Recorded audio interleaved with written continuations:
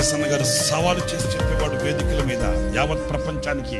నన్ను తీసుకుని వెళ్ళి నా రక్తాన్ని పిండి ఆ రక్తాన్ని ఒక టేపు లాగా చేసి ఆడియో సిస్టమ్ కి మీరు ఇన్సెక్ట్ చేసి చూడండి.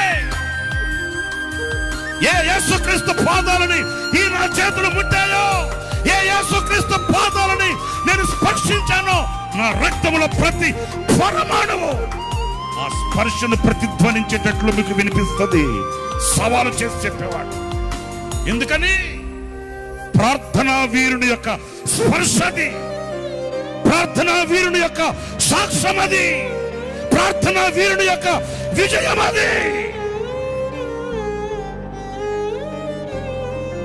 ప్రార్థించువాని కన్నీళ్లు, ప్రార్థించువాని ఆక్రందన, ప్రార్థించువాని మనస్సు ఆయన ఎన్నటికీ కూడా త్రోసివేసేవాడు కాదు, దాటిపోయేవాడు కాదు. నిలిచి ఉత్తరం ఇచ్చి చేయి పట్టి పైకి లేవనెత్తడానికి సిద్ధముగా ఉన్న దేవుడు ఒకే ఒక్కడు. ఆయన పేరే నజరేయుడైన యేసు.